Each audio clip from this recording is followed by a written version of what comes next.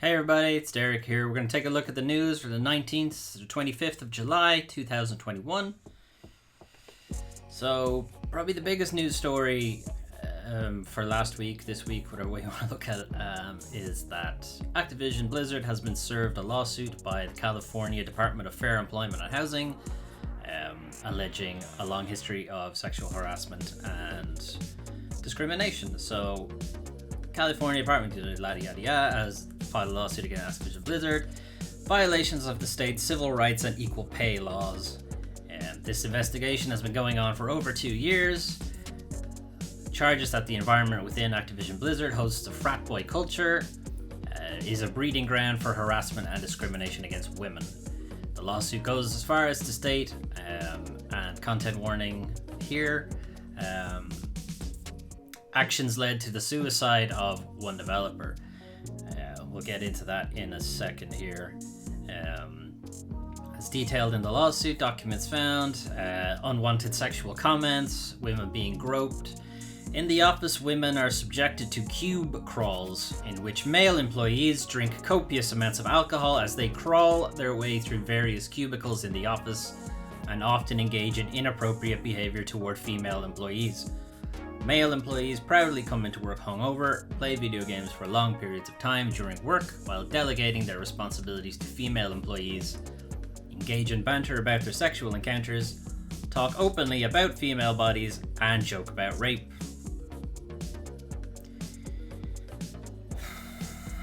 According to the report, sexual harassment and misconduct even resulted in one woman committing suicide during a work trip with her supervisor, who reportedly brought butt plugs and lubricant in hopes of coercing her into unwanted relations. Digging further into that story, there had been a history of sexual harassment and sexual abuse towards that employee from her manager leading up to that period.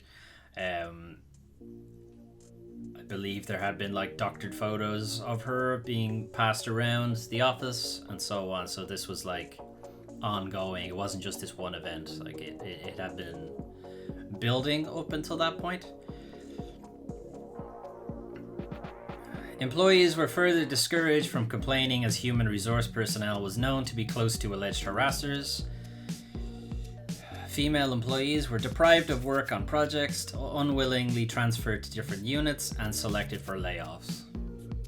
So you spoke up, they just pushed you under the carpet or pushed you out, basically. Many women are offered a similar role as a male counterpart at a much lower compensation rate, so obviously the wage gap is there. Reminder that Bobby Kotick makes disgusting amounts of money, but okay. Activision Blizzard's response is mostly legalese and just basically attempting to discredit the report, more or less. DFEH, Department for Employment and Harassment, is it just F? Oh, sorry. Department of Fair Employment and Harassment includes distorted and in many cases false descriptions of Blizzard's past. They refuse to inform us what issues they perceived. We are sickened by the reprehensible conduct. This is basically bringing the suicide into this lawsuit. Unaccountable state bureaucrats. We'll get to that in a second. We've made significant changes to address company culture. So, distorted and false descriptions of Blizzard, and yet we've made significant changes. Which is it? Activision, did you have a problem or not? If you didn't have a problem, why did you need to make any significant changes to your company culture? And if you did have a problem, it sounds like these aren't false or distorted claims. Let's pick one there. So this response was written up by Frances Townsend, who you may or may not remember because we did look at a story about her. Basically, Activision have been bringing in a lot of executive administration people, like US government people. So Frances Townsend formerly served under George W. Bush. She is a known torture apologist. So this unaccountable state bureaucrats thing smells a lot of the old right-wing fake news, deep state shit. So I wouldn't really credit anything she has to say about this kind of thing, because like this whole statement is clearly like they're being taken to court, so they obviously have to put up their own legal defense. Like if they just mea culpa right away, it's obviously going to damage any attempts they would have to defend themselves in court. But also, like, this is obviously not true. There is, if you want to, I have linked the actual lawsuit itself, the PDF. It's a pretty lengthy read, particularly, not actually because of its length, probably shouldn't have said lengthy. It's a difficult read because there's a lot of, one, legalese because it's a lawsuit, but also there's a lot of difficult things to grasp with here, like sexual harassment, suicide, sexual abuse, and so on. It's difficult stuff to read, but if you can, I would, because it's pretty telling lawsuit. So some fallout from that.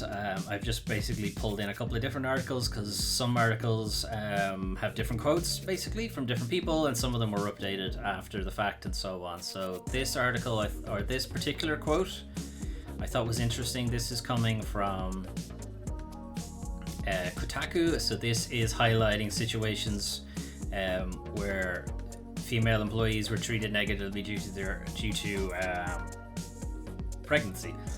Supervisors ignored medical restrictions given to female employees and gave them negative evaluations while they were out on maternity leave. You're not supposed to do that. Other female employees reported that they were criticized for leaving to pick up their children from daycare while their male counterparts were playing video games, and female employees were kicked out of lactation rooms so employees could use the room for meetings. They're literally a lactation room. That's what it's for. That's what it's not for, meetings. It's not called the meeting room. It's called the lactation room. Anyway, there are a number of other quotes in this article, but most of them come from the lawsuit itself. So if you want like a comprehensive look at it, check out the PDF. This was one later one, just because it highlights a lot of stuff that's going around on the internet at the moment. So this is directed specifically at World of Warcraft Senior Creative Director Alex Afrasiabi, who was named in the lawsuit along with a number of other manager and officer positions in Activision Blizzard.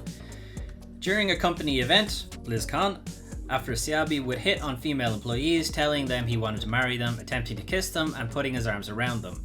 This was in plain view of other male employees, including supervisors who had to intervene and pull him off female employees.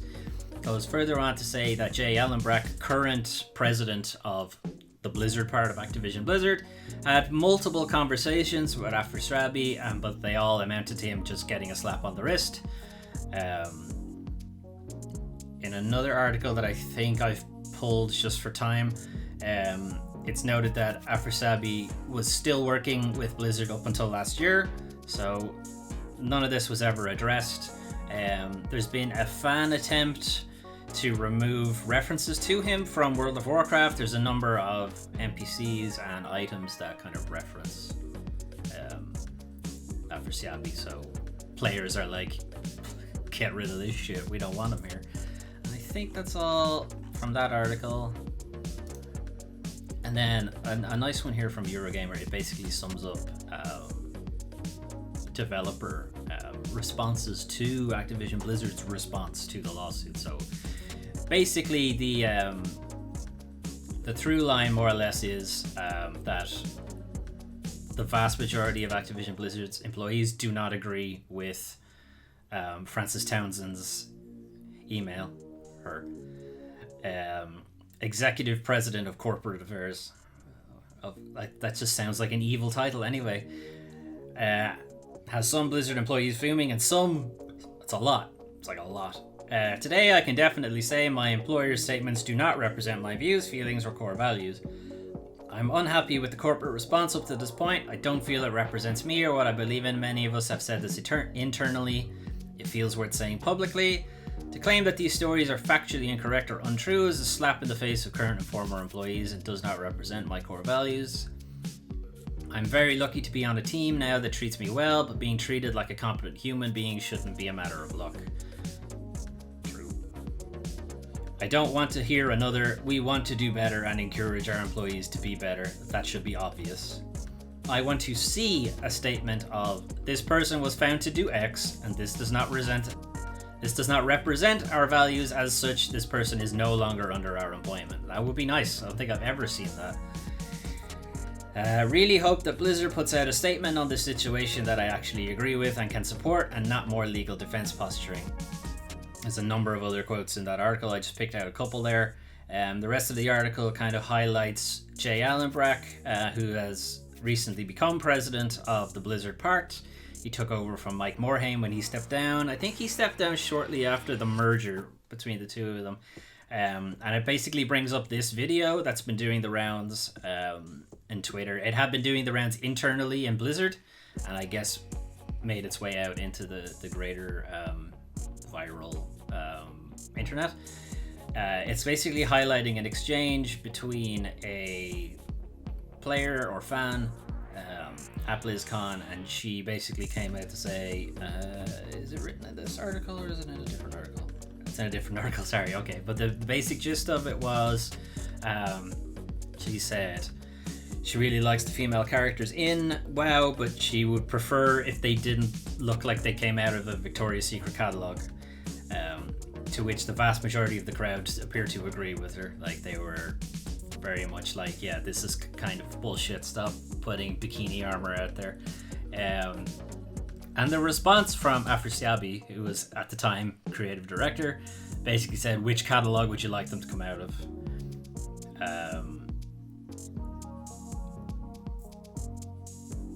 And Jay Allenbrack more or less responded with like, what catalog are they going to come out of? And Afrasiabi says, not one that you'd read. And Jay Allenbrack's response was like sexy cow business or something. I think it was like, it was for the Tauren race that had yet to be released at the time. Anyway, it just highlights the whole frat boy shit. Like, it's obvious, in plain sight, in full view of the public. It's from 10 years ago. Both of those people still work at the company. One of them is president of the company. Mike Morhaime, for his part, did come out to say, to the Blizzard women who experienced any of these things, I'm extremely sorry that I failed you. Like, he was president for like a sizable chunk of all of this stuff as well. So this whole Activision Blizzard lawsuit, it's just like, we've seen it in so many other game companies. Like, it's already like this,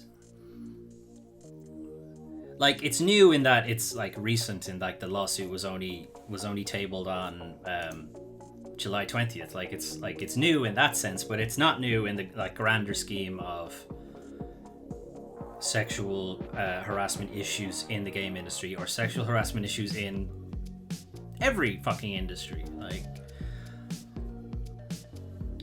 Like we've already seen it on this video series. Like, I've been going on about it about Ubisoft. Like, they've been involved in it. Riot Games have been on this about it before. Quantic Dream have been on about it. But the idea that it's just those handful that get highlighted, it's not. It's rife. It's everywhere.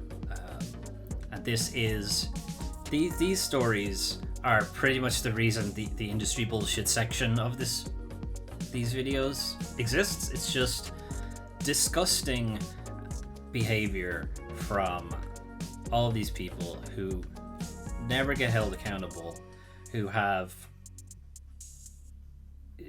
like, I don't even know how to address it. It's like people in like the C-suite like never get held accountable for these things. The E-suite never get held accountable, like all the way down to management positions. It's like, are you making us money? Fine, do whatever the fuck you want. That's horrible. It just highlights that it's just the wrong people are in charge of making games, and it's purely because they make a lot of money that they can get away with this kind of stuff. And like I hope in my own company that there are no like none of this stuff is happening. I don't see it, but again, I'm not in the position where it would be happening to me exactly. So I don't know how to look into that, but like it's just horrible stuff. Like if you do have time, I would read through this whole thing. It's a difficult read, is all I'll say about that. Anyway, we'll move on from that. All I will say is that I fully believe any of the women who came forward in any of this stuff, and I hope they get recompense, justice, whatever. I don't know. I'm not confident they will, but I hope something good actually comes out of it. Okay, so some updates, I guess. I'm not supposed to do industry bullshit this early in the video because it just taints everything else. But anyway, EA had their fucking EA Play event or whatever recently and revealed the Dead Space remake that a lot of people had seen rumors of for a while now, that they were planning to do something with Dead Space. Mostly, I think people believe that it's because Resident Evil 2 remake did so well that EA were like, okay, maybe people actually like survival horror. I wonder why we bought the fucking developer of Dead Space in the first place. Why did we do... Oh no, wait, they didn't. Actually, hang on. They owned them first, sorry. I was gonna go down a rant if EA kills off stuff that's popular, but no, they actually owned it in the first place.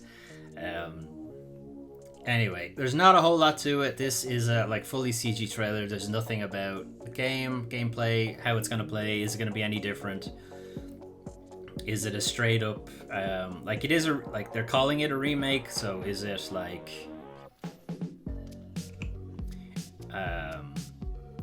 is it gonna be shot for shot kind of thing? Is it gonna be still over the shoulder? Are they gonna change it to the first person? Are they gonna what changes are they gonna make to it? In what way is it still a remake if it's just literally the exact same thing over again? Does that sound like more of a remaster? I don't know. It's like technicalities. A remaster, you actually modify the original code to do something else, whereas a remake, you make new code. you make the whole thing again. It's like semantics and technicalities, I suppose, in one sense. But yeah, we don't know. Basically, we don't know what they're gonna do with it. Just that it's happening. Aloy from Horizon will be appearing in Genshin Impact, so there'll be a new character free for anybody who plays on PlayStation consoles for like a month or so, and then free for anybody who plays on it after, like mobile, PC. I think it's on any other platforms. I don't know, actually. Maybe is it on Xbox? Don't know. It's on Android, it's on iOS, it's on PC. It's on PlayStation. Don't think it's on Switch. Anyway, Aloy will be appearing in Genshin Impact at some point. I think that's all there is to it. I only just brought this up, one, because I play Genshin Impact and whatever. I just wanted to bring this up. But also, why didn't they make it Jin Sakai from Ghost of Tsushima?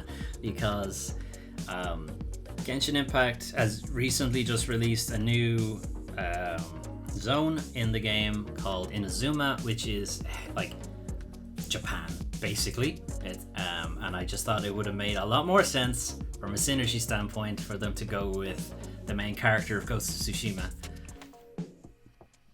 I don't understand why they didn't do it that way.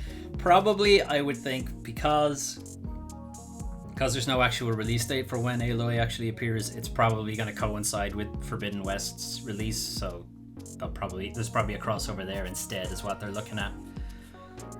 I don't know. Either way, free shit. Okay, new releases this week that I care about.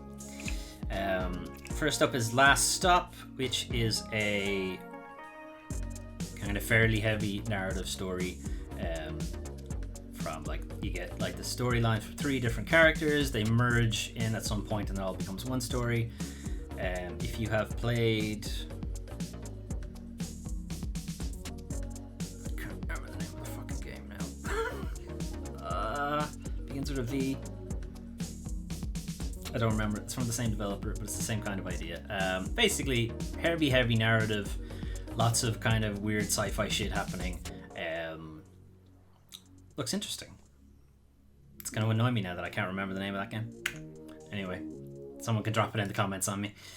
Next up is Cris Tales, which is a kind of JRPG type thing with time travel stuff happening. It's really nice artwork. Gameplay wise, did we get to gameplay? I forget. Anyway, there is kind of time travel. As you can see, you can kind of shift around it in gameplay, and I suspect there's no actual oh, here's the gameplay. Okay, I should have watched this trailer ahead of time. Anyway, it's a kind of weird mechanic to add to turn-based combat, so I will be interested to check it out, and perhaps you will too. I don't know. And last one I'm really annoyed is a console exclusive. This is Death's Door. It is a isometric roguelike where you play Crow Dude. And he is like kind of like a Grim Reaper type character who is constantly getting killed all the time. But it's kind of his job to go out in the world and kill a bunch of people, more or less. The game looks really fun, and I really like the Crow character, basically. But it is currently exclusive to Xbox, and you can also get it on PC. So I'm going to be waiting a while. I'm really hoping it will be a timed exclusive kind of thing, because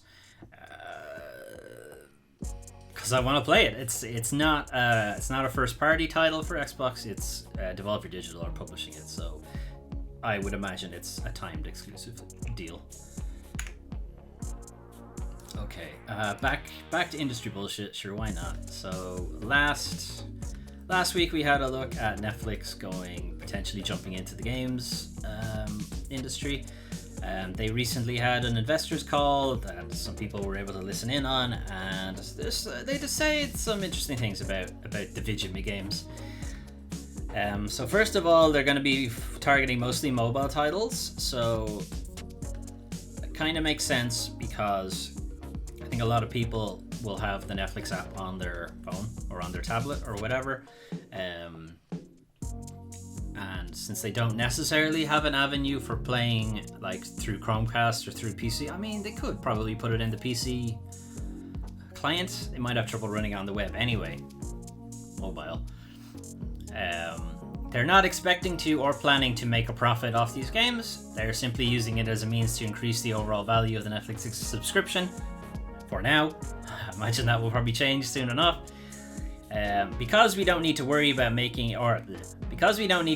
taking your money for these games, since we've already taken your money, we don't have to care about any of that. That being the typical pay to win, free to play and pay to win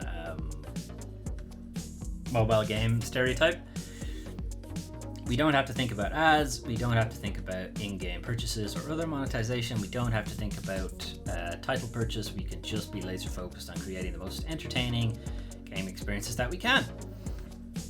Sounds good, yeah, like, great, except you're a corporation and I don't trust you, but okay. And as pointed out, it really doesn't mean anything until we actually get to see and play the Netflix games, but you know, it sounds good. And also, you could potentially see it from their standpoint in that you're already paying a subscription. I imagine once it's off the ground, it'll probably get rolled into the subscription price as well.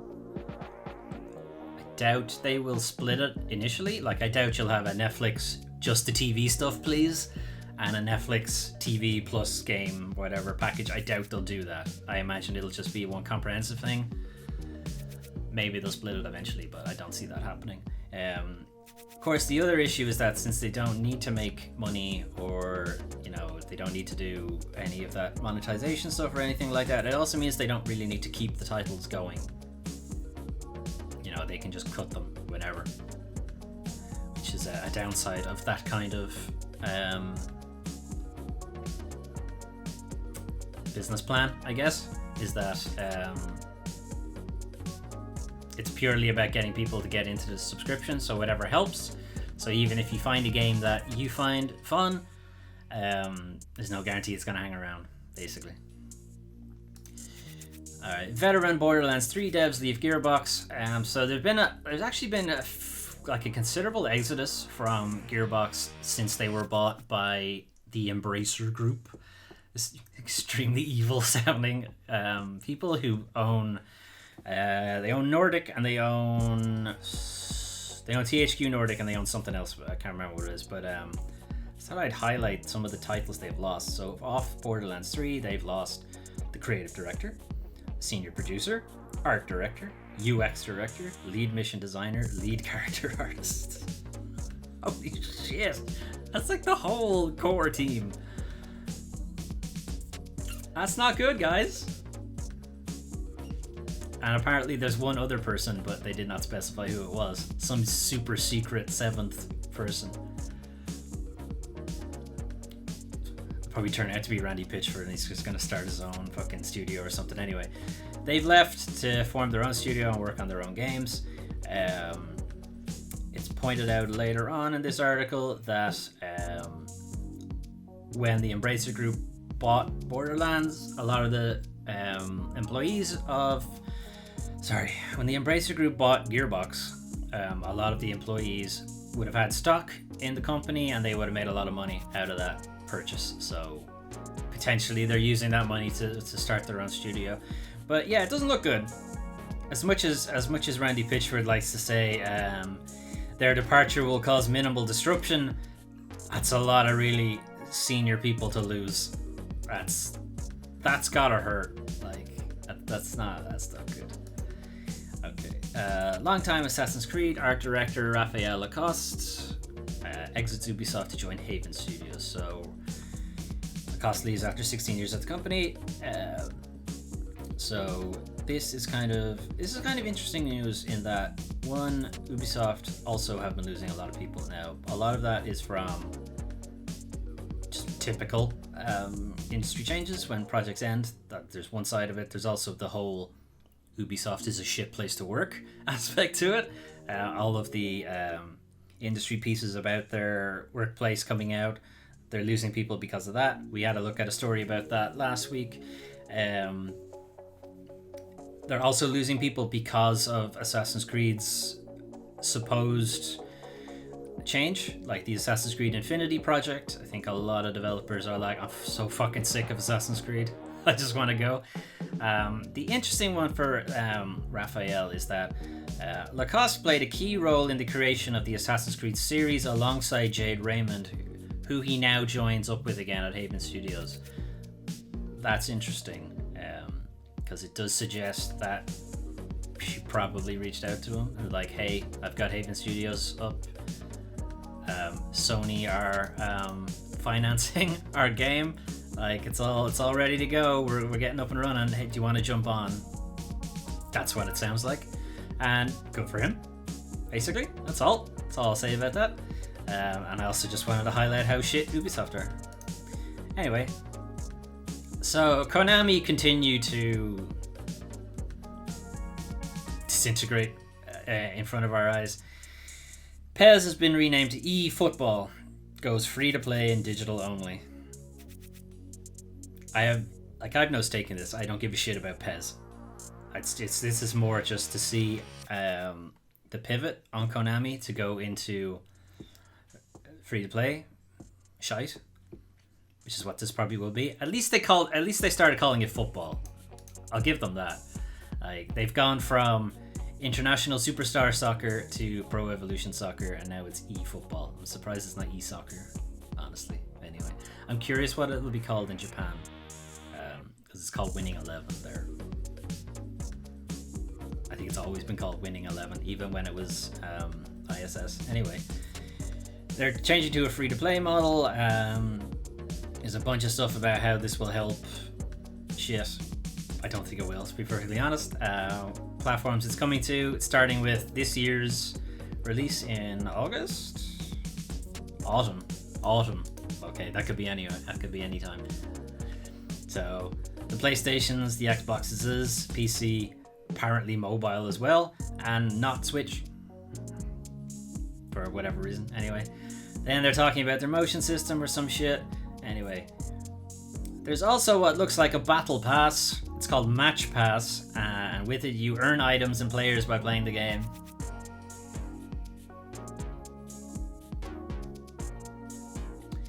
In the future, certain game modes will be sold as optional DLC, giving players the freedom to build an experience.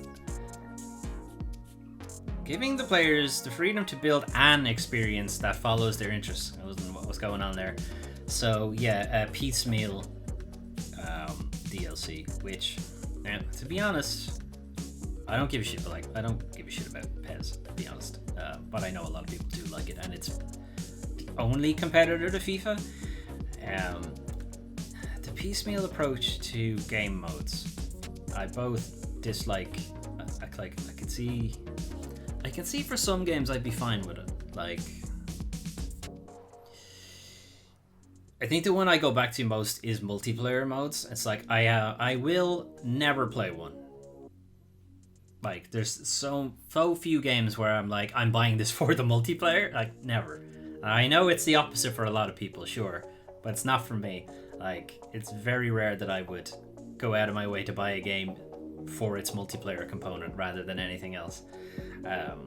It's a handful of people I can play games with. Most of them are never free, so it's not a thing. Plus, I don't like to play with randoms. So, if I had the option, a game came with just the single player mode, I would go for that and pay extra if you want the multiplayer. Great, let me do that, because I'd go for that. Anyway.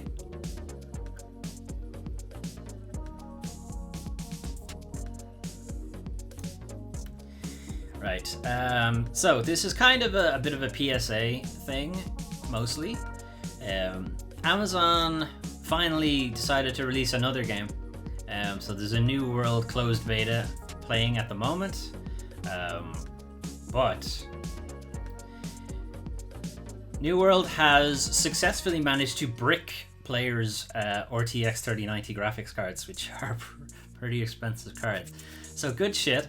I just bricked a 3090 in the main menu after setting my graphics quality to medium and hitting save. Ouch. Is this an isolated issue? This is not an isolated issue. There's a lot of people coming back to say, yeah, same. They're tracking it back to the idea that the main menu is, its frame rate is uncapped, which basically means your graphics card is going to run at pretty much 100% because it can. Because it's just it's a menu screen, who cares? It's not exactly going to be taxing for the graphics cards, and if it has an uncapped frame rate, it will just run it as fast as it possibly can, and that will more or less max out 100% GPU usage, so it'll just max it out and fuck it up. Amazon's response is actually go into your driver settings and cap the card at 60 FPS. A later response is to basically say that doesn't work. It still happens. So an update.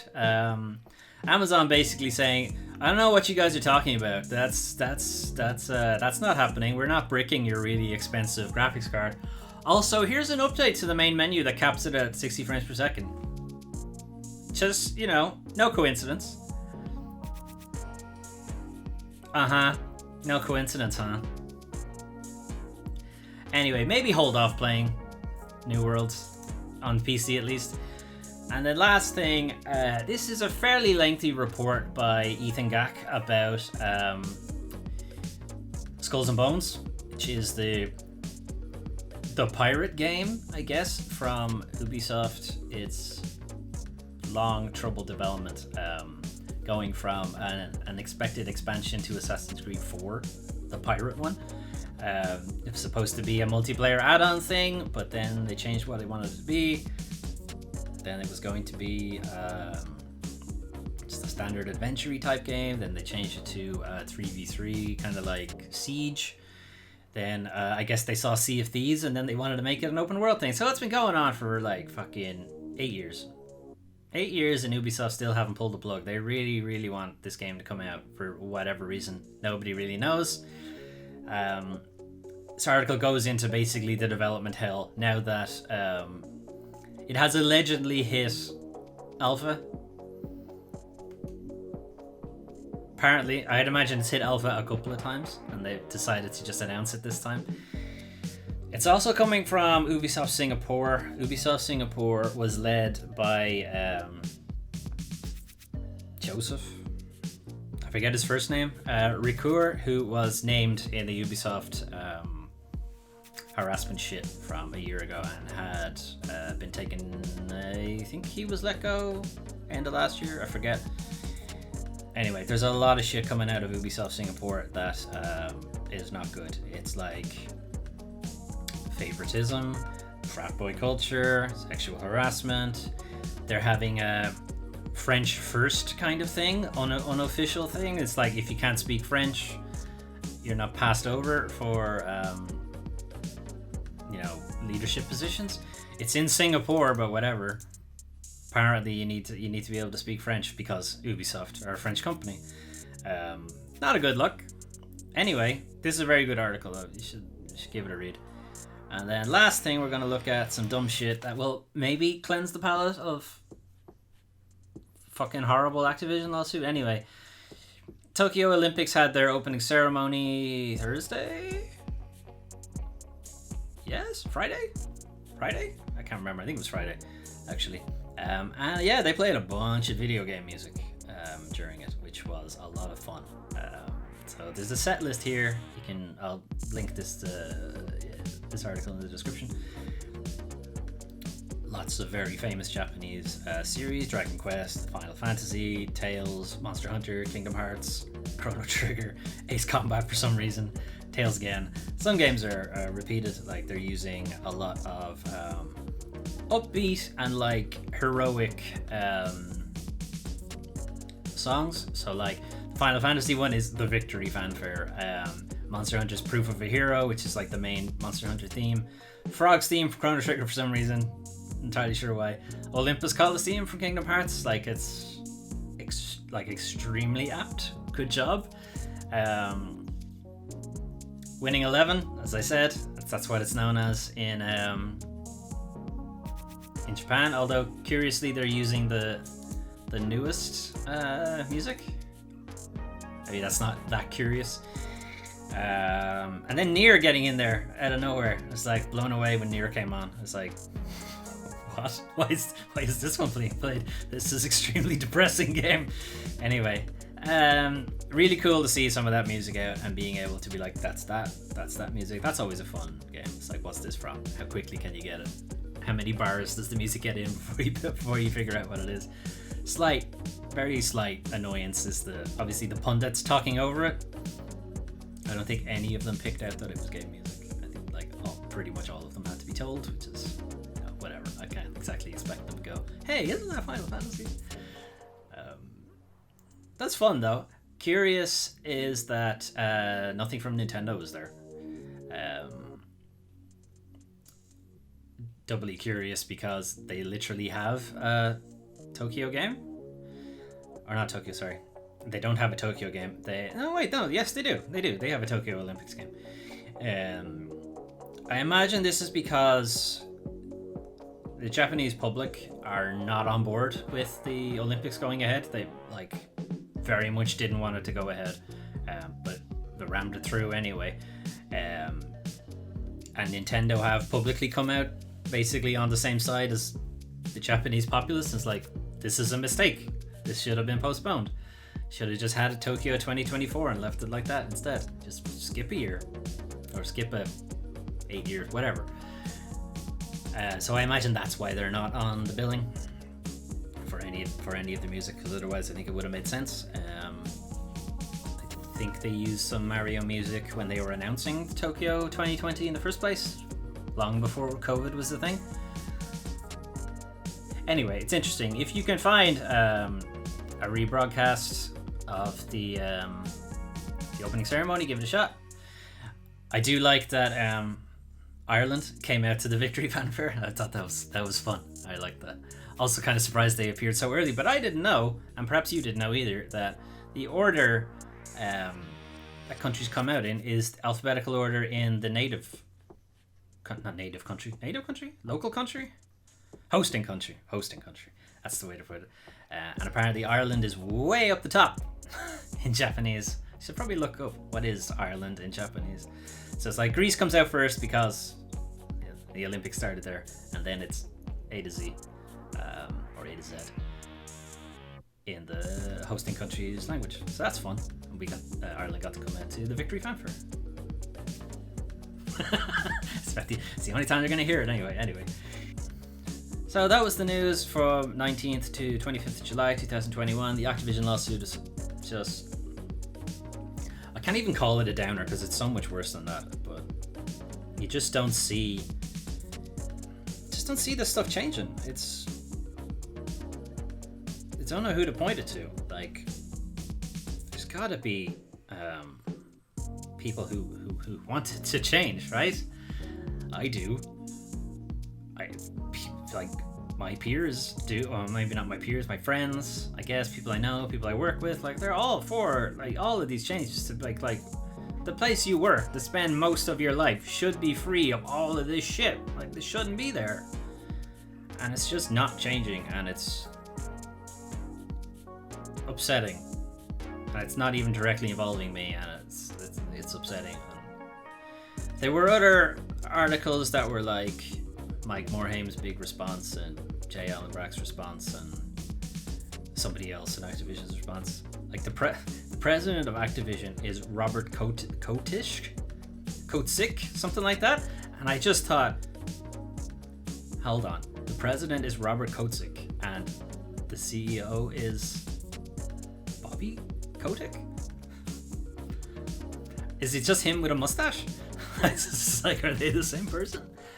Anyway, it's those responses, and like there are articles like, oh well, yeah, we're definitely like we need to do better and so on. It's just I didn't bother putting them in the video because it's like it's not about them, and it's not about me, and it's not about the abusers. It's about the victims. And I just want to make like, yeah, I want to highlight it, and it's my face on this video, but it's like it's about them. I just hope something just comes out of the whole lawsuit thing. Who knows when we'll actually see the end of it? It'll be appealed and so on. So you know, the Ubisoft one is only really kicking off. Riot were under the same group, California Fair Employment and Housing People, and they were ordered to pay 10 million, I think, which is just laughable considering how much money Riot Games make. It's just ridiculous. Dead Space Remake, God, I'd be so for it if EA weren't attached to it. I'd be so for it, but it's just EA are attached to it. I'm just, how are they gonna fuck it up? I'm waiting for the but part. It's the Dead Space Remake, but we've put poison in it somewhere, and you won't know. You won't know until well past it. If you don't know, the original Dead Space team are also working on a title called the Callisto Protocol, or it might just be Callisto Protocol. I'm not sure if there's a the in it. Which is like a spiritual successor kind of thing. Or we don't own the IP to Dead Space anymore, but we still want to make Dead Space, basically. It's the original director, a lot of the original core team from Visceral working on it. So give that a look. We don't know, like, we've no idea when Dead Space Remake is coming out or anything like that. Some interesting new releases. I don't know if I'll ever get around to them.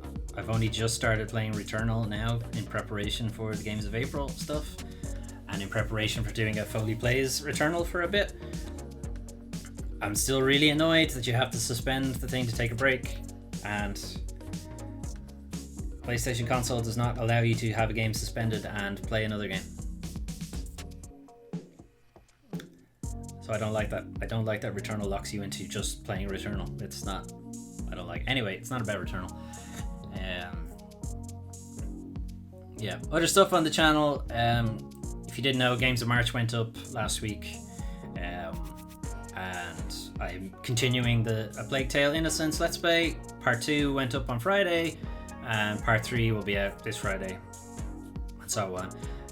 I'm not planning necessarily on making it weekly releases, just this happens to be when I get it recorded, I put them out, and I try to space videos out. And I'm kind of planning on doing like the weekly news one is Monday, there's some kind of standalone video on a Wednesday, and whatever the LP is on a Friday. I hadn't necessarily planned it that way, but it's kind of going that way. But obviously if there isn't a weekly video for the Wednesday, which routinely there is not, could potentially have the Let's Play video come out on the Wednesday and the Friday.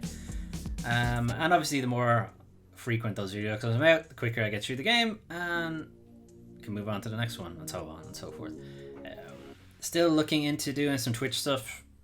I just don't really know what I want to do on it. Like, I do want to live stream, but I also want to make sure it's a game that I actually want to finish. And I also want to make sure I can actually get a set time that I can do it at. Because I don't like the kind of, I'm free now, I'll stream for however long. I kind of want it to be like this day at this time for this amount of time regularly. So I'm still trying to figure that out. Anyway, I don't know what I'll do with it. Anyway, that was the news. 19th, 25th July 2021. Thanks for watching. Let me know what you thought. And if you remember the name of that game from Last Call. Last Call? Is that what it was called? Fuck. Last Stop. Last Stop. If you remember what it's called, Virginia. I remember. Finally got there. You don't need to put it in the comments. Put it in the comments anyway. Whatever. Thanks for watching. I'll see you next time.